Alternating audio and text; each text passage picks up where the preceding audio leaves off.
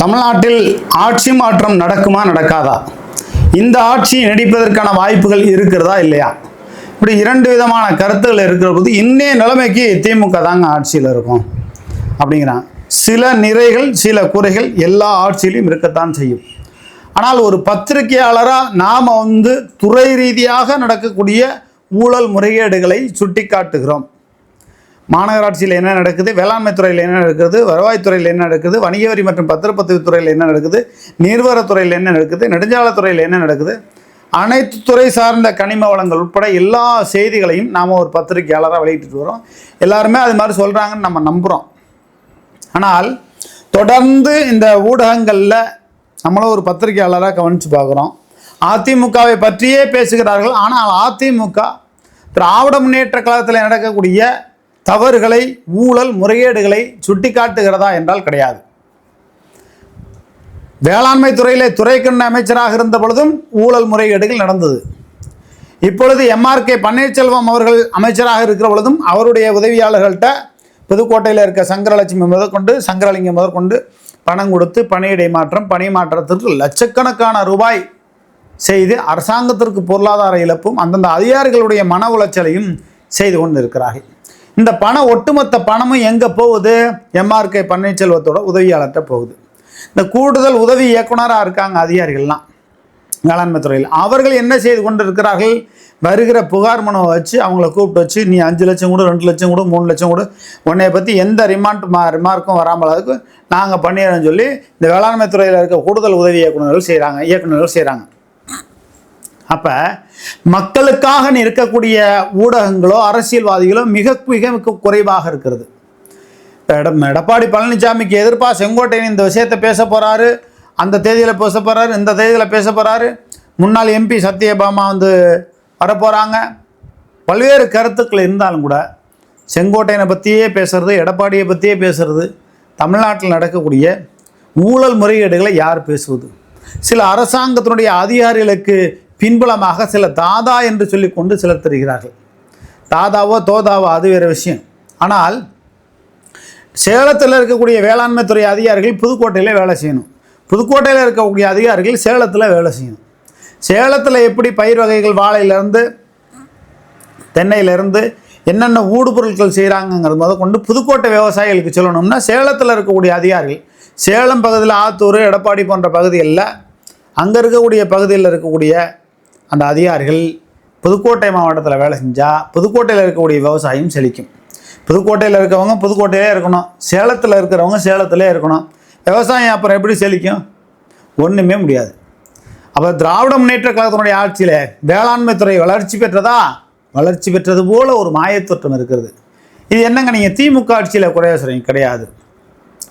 எந்த ஆட்சி வந்தாலும் இந்த அதிகாரிகளை ஒன்றுமே செய்ய முடியலை. இவருடைய ஆதிக்கம் அதிகமாக இருக்கிறது. தமிழ்நாடு தகவல் அறிமுறையும் ஆணையம் அந்தந்த காலகட்டத்தில் நீங்கள் தகவல் கொடுங்கள் என்று உத்தரவிட்டு 2022 2021 கேஸெல்லாம் வந்துச்சுன்னா அபராத தொகை போட்டு இப்போ ஆலங்குடி அதிகாரி, திறமை அதிகாரிகளுக்கெல்லாம் பதவி உயர்வு பெற்றிருந்தால் மீண்டும் அதே பதவியில் கொண்டாந்து உட்கார வச்சிடணும்.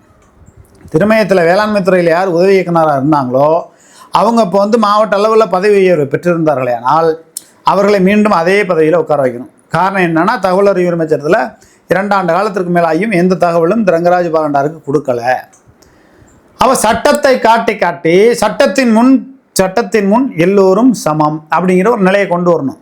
இப்போ எப்போ பார்த்தாலும் செங்கோட்டையனை பற்றியே பேசிக்கிட்டு, எடப்பாடியை பற்றி பேசிக்கிட்டு, அம்மையார் சசிகலாவை பற்றியே பேசிக்கிட்டு, OPSஐ பற்றியே பேசிக்கிட்டு, TTIயை பற்றி பேசிக்கிட்டா அப்போ திராவிட முன்னேற்ற கழகமாக இருக்கட்டும், எந்த கழகமாக இருக்கட்டுங்க, இந்த தமிழ்நாட்டினுடைய நிர்வாக திறமையில் வேளாண்மை துறையில் இந்த அளவுக்கு ஊழல் முறைகேடுகள் அதிக அளவுக்கு நடந்து கொண்டு இருக்கிறது. வாழைக்கட்டை ஊழல், சம்மங்கி ஊழல், மழைநீர் சேகரிப்பு கூட்டையில் ஊழல் முறைகேடு, தகுதியானவங்களுக்கு கொடுக்கறதில்ல, தகுதியான விவசாயிகளுக்கு அந்த சலுகைகள் போய் சேருவதில்லை. அப்படியான முறைகேடுகள் புதுக்கோட்டை மாவட்டத்தில் பெரிய அளவுக்கு நடந்து கொண்டு இருக்கிறது. முக்கியமாக தோட்டக்கலையை நன்றாக திராவிட முன்னேற்ற கழக அரசு கவனிக்கணும்.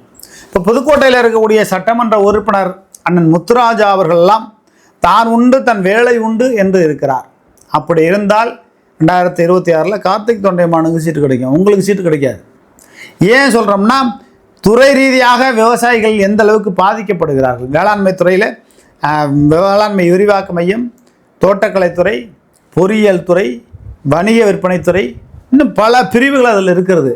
அதில் விவசாயிகள் எந்த அளவுக்கு பயனடைந்திருக்கிறார்கள் என்று துறை ரீதியாக நீங்கள் ஒரு ஆய்வு செய்தீர்களானால், புதுக்கோட்டையினுடைய சட்டமன்ற உறுப்பினர் முத்துராஜா அவர்கள் ஆய்வு செய்தீர்களானால், உங்களுடைய திராவிட முன்னேற்ற கழகத்தினுடைய ஆட்சியிலே இந்த மக்கள் பயன்பெற்றிருக்கிறார்களா இல்லையா என்பது தெரிய வரும். ஆனால் அதை நீங்கள் பெரிய அளவுக்கு செய்யவில்லை. அப்போ அதிமுகவை பற்றியே பேசிகிட்டு இருக்கணும், எடப்பாடியை பற்றியே பேசிக்கிட்டு இருக்கணும், ஓபிஎஸை பற்றியே பேசிக்கிட்டு இருக்கணும், அம்மையார் சசிகலா அவர்களே பற்றி பேசிகிட்டு இருக்கணும். இந்த ஊடகங்கள் இதை காண்பிக்கிறாள். புதுக்கோட்டையில் இருக்கக்கூடிய வேளாண்மை துறை இணை இயக்குநராக இருக்கக்கூடிய சங்கரலட்சுமி நீர்வரத்து பகுதி பெருமாள் குளம், அந்த பகுதியில் ஒரு குளத்துக்குள்ள ஒரு உலர்குளம் அமைக்க அனுமதி கொடுத்திருக்கிறார். அப்போ அவர் இன்னைக்கு இணை இயக்குநராகவும் இருக்கார். அடுத்தடுத்த பதவியில் ஒரே மாவட்டத்துக்குள்ள வேறு வேறு போஸ்டிங் மாறி வர்றாங்க. புதுக்கோட்டை மாவட்டத்திலே தான் இந்த வேளாண்மைத்துறை அதிகாரிகள் குறிவைக்கிறார்கள். நிறைய சம்பாதிக்கலாம், மக்களுடைய வரி பணத்தை விரயமாக்கலாம், அரசு கொடுக்கக்கூடிய சலுகைகளில் 10 ரூபா வருதா 8 ரூபா நம்ம பாக்கெட்டில் எடுத்து வச்சுக்கலாம். அப்போ எல்லா வகையிலையும் புதுக்கோட்டை மாவட்டத்தை நோக்கி குறிவைத்து 20 லட்சம் 30 லட்சம் 50 லட்சம் 1 கோடி பணம் கொடுத்து புதுக்கோட்டை மாவட்டத்துக்கு நீங்கள் வேலைக்கு வர வேண்டிய அவசியம் என்ன இருக்குது? அவ்வளோ பெரிய சேவை செய்யக்கூடிய பெரும் பணப்பான்மை உள்ளவர்களா நீங்கள்? நீங்கள் என்னதான் இருந்தாலும் பனைமரத்துக்கு கீழே உட்காந்து நீங்கள் பால் குடித்தாலும் அது பணங்கள் தான். ஆகையினால் புதுக்கோட்டை மாவட்டத்துக்குள்ள சொந்த மாவட்டத்துக்குள்ளே இருக்கக்கூடிய அதிகாரிகளும் இங்கே இருக்கக்கூடாது. அதே போல் 10 ஆண்டு காலமாக ஒரே மாவட்டத்தில் புதுக்கோட்டையில் நீங்கள் தோட்டக்கலை அலுவலராக இருந்து, உதவி இயக்குனராக இருந்து, தோட்டக்கலை துணை இயக்குனராக இருந்து, இப்படி நான் ரேகா மேடத்தை மட்டும் சொல்லலை, பல அதிகாரிகள் ஒரே மாவட்டத்துக்குள்ளே புதுக்கோட்டை மாவட்டத்துக்குள்ளே இருக்க வேண்டிய அவசியம் என்ன? முன்னாடியே ஆதிசாமியும் பெரியசாமியும் அண்ணன் தம்பி 2 பேரும் பெரிய அளவுக்கு நீங்கள் சாதனையும் பண்ணீங்க, வேதனையும் பண்ணீங்க. அவர்கள் காலகட்டத்தில் கூட இந்த அளவுக்கு பெரிய அளவுக்கு நடந்ததில்லை. நீங்கள் ஆலங்குடியிலேருந்து திருவரங்குளத்துலேருந்து எடுத்துக்கிட்டிங்கன்னா, குமார் உதவி இயக்குனரில் தோட்டக்கலையிலேருந்து விராலிமலையிலேருந்து எல்லா பகுதிகளிலும் எந்தெந்த வகையிலெல்லாம் நீங்கள் ஊழல் முறைகேடுகள் அப்படிங்கிறத தாண்டி மக்களுடைய வரி பணத்தில் வருகிற திட்டங்கள் முறையாக மக்களுக்கு சென்று சேரவில்லை. நாம் இப்போ திருவரங்குளம் குமார் உதவி இயக்குனர் தோட்டக்கலை சார்பாக ஒரு புகார் மனு இன்னைக்கு அனுப்பியிருக்கோம். அது சம்மந்தமாக நடவடிக்கை எடுக்கும் பொழுது எங்களை விசாரணை நிலையத்துக்குள்ளே நாங்களும் வர்றோம், அவங்க சம்மந்தப்பட்ட ஆவணங்களை காமிங்க, அங்கே தான் நாங்கள் எல்லா விஷயத்தையும் சொல்லுவோம். அதனால் தொடர்ந்து இந்த அதிமுகவை பற்றியே பேசுறது, அரசியலை பற்றி பேசுங்க, தவறு கிடையாது. அதிமுகவை பற்றி பேசுங்க, தவறு கிடையாது. எதிர்க்கட்சி வரிசையில் இருக்குது. அது திராவிட முன்னேற்ற கழகத்தில் நடக்கக்கூடிய தவறுகளை ஒருபோதும் சுட்டி காட்டவில்லை. ஏனென்று சொன்னால் அவர்கள் ஆட்சிக்கு வந்தாலும் அந்த ஊழல் முறைகேடுகளைத்தான் செய்ய போகிறார்கள். ஆக தமிழ்நாட்டில் நிர்வாக ரீதியாக துறை ரீதியாக என்னென்ன ஊழல் முறைகேடுகள் நடந்தது என்பதை சுட்டி காட்ட தைரியம் இல்லாத கோழைகளாக அந்தந்த மாவட்டத்தில் அதிமுகவை சார்ந்தவர்கள் இருப்பது பெரும் வேதனை. ஒரு சில மாவட்ட செயலாளர்கள் மட்டும் சிறப்பாக செயல்படுறாங்க. அதை நம்ம சொன்னோம்னா அவங்களுக்கு ஆதரவான ஆளுன்னு நம்ம சொல்லுவாங்க. அது நமக்கு தேவையில்லை. நம்ம யாரை வச்சு நம்ம கஞ்சி குடிக்கலாங்க, எந்த அரசியல்வாதை வச்சு. ஒரு விஷயம், இந்த அனைத்து இந்திய அண்ணா திராவிட முன்னேற்ற கழகம் அப்படியே எடப்பாடி பழனிசாமி ஆட்சியை பிடிச்சிடுவார், குச்சியை பிடிச்சிடுவார், செங்கோட்டையன் அப்படியே பெரிய புரட்சி பண்ண போகிறாரு, எல்லாம் ஒரு குட்டையில் ஊரில் மட்டை, எல்லா கவுண்டர்களும் சேர்ந்து வாங்கன்னு சொல்லி பஞ்சாயத்து பேச போகிறாங்க. நீங்கள் என்ன காலக்கெடுவு பேசுறது? நான் இந்த நேரத்தில் சாப்பிடுவேன், இந்த நேரத்தில் பேசுவேன், இந்த நேரத்தில் பேழுவேன், இது ஒரு வார்த்தையாங்க அரசியல்வாதி?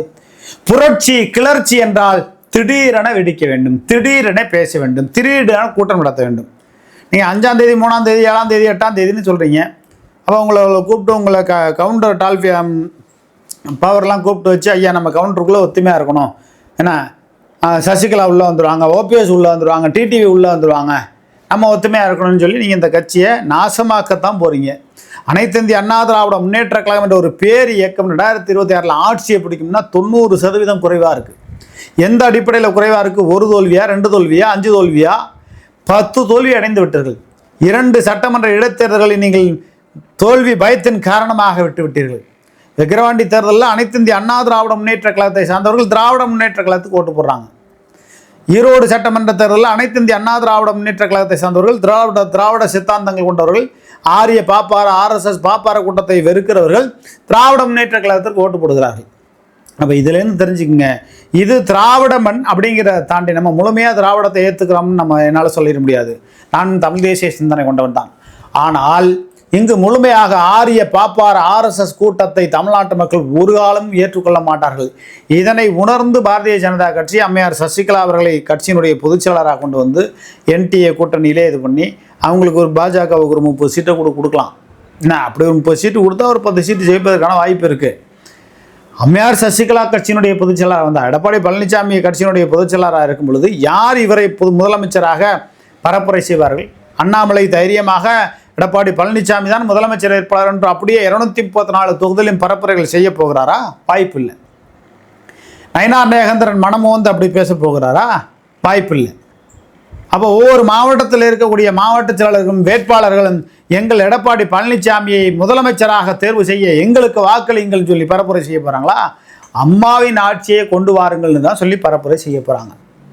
அப்போ அம்மையார் சசிகலாவும் சரி, செங்கோட்டையனும் சரி, யாரும் இந்த கட்சிக்குள்ளே வந்தாலும் போனாலும் இருந்தாலும் சரி, எடப்பாடி பழனிசாமியை முதலமைச்சர் ஆக்குங்கள்னு ஓட்டு கேட்க போகிறாங்களா? அதற்கான வாய்ப்புகளை நீங்கள் ஏற்படுத்தி கொண்டீர்களா? தமிழ்நாட்டில் நடக்கக்கூடிய நான் தான் வேளாண்மை துறையில் எவ்வளோ ஊழல் முறைகேடு புதுக்கோட்டை மாவட்டத்தில் நடக்குது. அரியலூர் மாவட்டத்தில் பல சமூக ஆர்வலர்கள் கையை காலை அடித்து ஒடிச்சு அவங்கள நடக்க விடாமல் பண்ணியிருக்காங்க. பெரிய கூத்து, மோசமான நிலைமை. திராவிட முன்னேற்ற கழகத்தினுடைய ஆட்சியிலே அதிக அளவுக்கு பெரும் ஊழலை செய்யக்கூடிய ஒரே துறை இந்த வேளாண்மை துறை. நான் சவால் விட்டு சொல்லுவேன். மிகப்பெரிய ஒரு பணம் காசுங்கிறது எல்லாத்துக்கும் தேவைப்படுங்க. மனித வாழ்க்கை என்பது ஒன்றை ஒன்று சார்ந்தது தான். நானாக இருக்கட்டும், நீங்களாக இருக்கட்டும். ஆனால் ஒரு அளவு தானேங்க, கொள்ளளவு தானேங்க சாப்பிட முடியும்.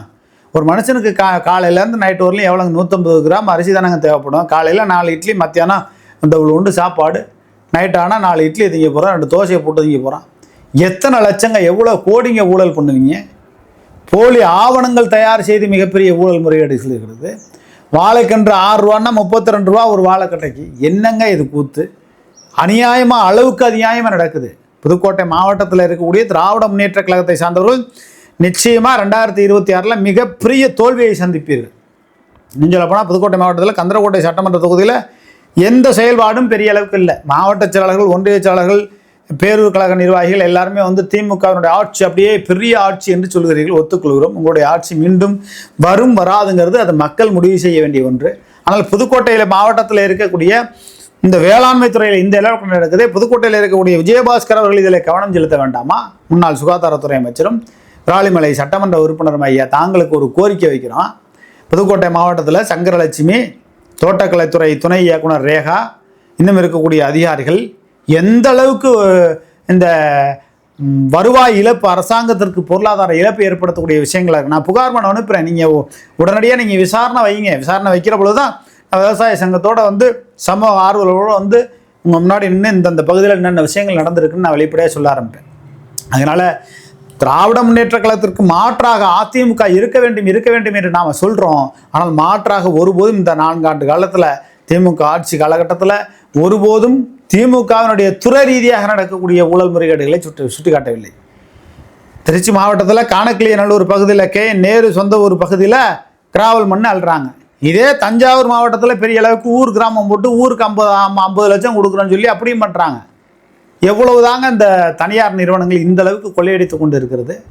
அதனால் தமிழ்நாட்டில் இருக்கக்கூடிய முக்கியமான துறைகள் ஒன்றாகிய வேளாண்மை துறையில் தான் மிகப்பெரிய அளவுக்கு ஊழல் முறைகேடுகள். அரசு கொள்முதல் செய்யக்கூடியதில் 6 ரூபா வாழைக்கட்டையாக 32 ரூபா, ஆழ்துளை கிணறு 19 கிணறா, 20 கிணறா, 30 கிணறா ஒவ்வொரு வட்டார பகுதியில் நடக்குது. நான் ஒரு வட்டாரத்தை நம்ம குறிப்பிட்டு சொல்லலைங்க. திருவரங்கம் பகுதியில் சம்மங்கிங்கிறது என்ன, அதெல்லாம் விரிவாக சொல்ல போனால் இன்னும் பல சிக்கல்கள் வரும். பல அதிகாரிகள் வேலையை விட்டு போகக்கூடிய நிலைமை வரும். நம்ம புகார் மனு அனுப்பியிருக்கோம். உடனடியாக திருமதி ரேகா அவர்கள் துணை இயக்குநர்கள் உடனடியாக நீங்கள் நடவடிக்கை எடுக்கணும். அதுபோல் சங்கரலட்சுமி அவர்கள் குளத்தூர் வட்டத்தில் இருக்கக்கூடிய குணண்டார்குளம் ஊராட்சி ஒன்றியத்தில் அக்கிரி இந்த தோட்டக்கலைத்துறை, வேளாண்மை துறை இதெல்லாம் இருக்குல்ல, அதுக்கு ஒரு ஒன்றியத்தை ஒரு வட்டாரம்பாங்க. கொண்டார்கோயில் பகுதியில் இருக்கக்கூடிய கிளையூர் வருவாய் கிராமம், மலையடிப்பட்டிங்கிற கிராமத்தில் ஒரு பெருமாள் குளத்துக்குள்ளே ஒரு உலர்குளம் அமைத்திருக்கிறார்கள். நெல் இதெல்லாம் உலர்த்துறது. அது என்ன குளத்துக்குள்ளே கொண்டு போய் வைக்கிறது. பெரும் மழை வந்துச்சுன்னா குடிக்கிறதுக்கும் கும்மாளம் போடுறதுக்குமாங்க ஒரு கட்டணம் கட்டி வைக்கிறது. அதனால் மிகப்பெரிய கொடுமைகள் இந்த வேளாண்மை துறையில் நடந்து கொண்டு இருக்கிறது. எம்ஆர்கே பன்னீர்செல்வம் போல் ஒரு குரட்டை விடும் அமைச்சரை இந்த உலகத்தில் நம்ம எங்கேயுமே பார்க்க முடியாது. இன்னொரு கோரிக்கையும் இந்த இடத்துல வைக்கிறோம். முன்னாள் அமைச்சர் துரைக்கண்ணும் வன்னியர், இந்நாள் அமைச்சர் எம்ஆர்கே பன்னீர்செல்வமும் வன்னியர். கோயம்புத்தூரில் ஒரு புத்தர் மாவட்ட அமைச்சராக போட்டிருந்தாங்க, திமுக ஆட்சியிலே அந்த ஆட்சியிலன்னு தெரில, அவரும் வன்னியர். அப்போ வன்னியர் இருக்கக்கூடிய அந்த வேளாண்மை துறையை அடுத்த முறை ஒரு முத்திரையருக்கு கொடுங்க, ஒரு முக்குளத்தூருக்கு கொடுங்க, வேறு இன்னும் சமுதாயத்தினருக்கு கொடுங்க, மாற்றுக்கிறதே இல்லை. அதனால் இந்த வேளாண்மை துறையை வன்னியருக்கு மட்டுமே தான் காலத்துக்கும் எழுதி கொடுக்கப்பட்டதா, வேறு இதுக்கெல்லாம் கொடுங்க. எல்லா சமுதாயத்தில் இருக்கக்கூடிய தமிழ் குடிகளும் விவசாயிகளாக இருக்கிறார்கள்.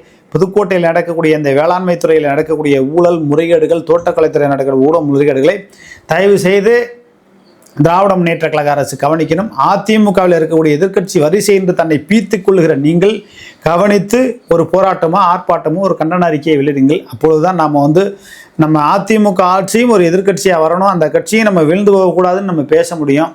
என்ன நடக்க போகிறது? தமிழ்நாட்டில் இருக்கிற துறைகள்லேயே அதிகமாக ஊழல் நடக்கிறது வேளாண்மை துறையில், முக்கியமாக தோட்டக்கலைத்துறையில் அப்படிங்கிற பல்வேறு செய்திகளை நம்ம தொடர்ந்து வெளியிட்டு கொண்டு இருக்கிறோம். மாவட்ட ஆட்சியர் இதில் கவனித்து, அதேபோல் தோட்டக்கலைத்துறை இயக்குனர் ரேகா அவர்களும் இதில் கவனித்து நடவடிக்கை எடுக்க வேண்டும். சங்கரலட்சுமி ஒருபோதும் அவர் மிகப்பெரிய ஊழல்வாதி, அதனால் அவர் எந்த விதத்துலையும் நடவடிக்கை எடுப்பதற்கு அவர் மேலே தான் குற்றச்சாட்டு இருக்கும்போது அவர் எப்படி நடவடிக்கை எடுப்பார்? அதனால் திருமதி ரேகா, தோட்டக்கலைத்துறையில் இருக்கக்கூடிய ரேகா அவர்கள் நடவடிக்கை எடுக்க வேண்டும். உங்களுக்கு வரக்கூடிய மனுக்கள், தகவல் அறிமுறை அமைச்சத்தில் வரக்கூடிய மனுக்களுக்கு அவ்வப்போது நீங்கள் தகவலை உடனுக்குடனே வழங்குங்கள் அப்படிங்கிற செய்தியை தான் தெரிவித்துக்கிறோம். திராவிட முன்னேற்ற கழகத்தில் இருக்கக்கூடிய புதுக்கோட்டை சட்டமன்ற உறுப்பினர், அதுபோல் சட்டத்துறை அமைச்சர், கனிம வளத்துறை அமைச்சர் ரகுபதி போன்றவர்கள்லாம் புதுக்கோட்டை மாவட்டத்தில் இந்த தகவல் அறிவு உரிமை சட்டத்தில் வரக்கூடிய மனுக்கள், புகார் மனுக்கள், நான் மட்டும் இல்லை பல பேர் இன்னும் சமூக ஆர்வலர்கள், விவசாயிகள் புகார் மனுக்கள் கொடுக்கிறார்கள், கோரிக்கை மனு கொடுக்கிறார்கள். எல்லாவற்றையும் நிலுவையில் வைத்துக்கொண்டு திமுக புதுக்கோட்டையிலே மிகப்பெரிய ஆளுமை பெறும், வெற்றி பெறும் என்று நீங்கள் பீத்துக் கொள்வது ஒருபோதும் சாத்தியமில்லை. ஏன்னா புதுக்கோட்டை மாவட்டத்தில் கந்தரக்கோட்டை சட்டமன்ற தொகுதியில் ரோடை முறையாக போடலை, ஒழுங்காக போடலை, கேட்டால் மிரட்டுறது, உருட்டுறது, அந்த மாதிரியான வேலைகளை பலர் செய்து கொண்டு இருக்கிறீர்கள். அதுபோல வேலைகளை திராவிட முன்னேற்ற கழகத்தினர் கைவிட்டால் திராவிட முன்னேற்ற கழகம் 2021 போல வெற்றி பெறும். இல்லை என்றால் அது மிகப்பெரிய கேள்விக்குறியாகி தோல்வியை சந்திக்கக்கூடிய நிலைமை வரும். சமூக ஆர்வலர்கள் ரொம்ப அக்கறையோடு அந்தந்த மாவட்ட ஆட்சியருக்கு, அந்தந்த வட்டாரத்து பகுதியில் இருக்கிறவங்களுக்கு புகார் மனுவோ எந்த கோரிக்கை மனுவோ அனுப்புனாலும் நீங்கள் ஸ்க்ரீனில் நம்பர் வரும், எனக்கு அந்த தகவல் அனுப்புங்க, செய்தியாக நீங்கள் சொல்லுங்கள். பேட்டி எடுக்கணுமா, நம்ம பேட்டியாகவும் எடுத்து வெளியிட தயாராக இருக்கும். வேளாண்மை துறையில் மிகப்பெரிய அளவுக்கு புதுக்கோட்டை மாவட்டத்தில் ஊழல் முறைகேடுகள் நடக்கிறது. இதை விட்டுட்டு நீங்கள் அதிமுகன்னு பேசிக்கிட்டு இருக்காமல் அதிமுக அந்த ஊழல் முறைகேடுகளை சுட்டிக்காட்ட வேண்டும், ஊடகங்களும் சுட்டிக்காட்ட வேண்டும், விவசாய சங்கத்தில் இருக்கிறவர்களும் சுட்டிக்காட்ட வேண்டும் அப்படிங்கிற செய்தியை தான் இந்த செய்தியின் வாயிலாக தெரிவித்துக் கொள்வோம். புதுக்கோட்டை மாவட்டத்தில் தோட்டக்கலைத்துறையில் இன்னும் என்னென்ன முறைகேடுகள் நடக்குது அப்படிங்கிறத இன்னும் அடுத்த ஒரு செய்தியில் நீங்கள் காண காத்திருங்கள். நன்றி, வணக்கம்.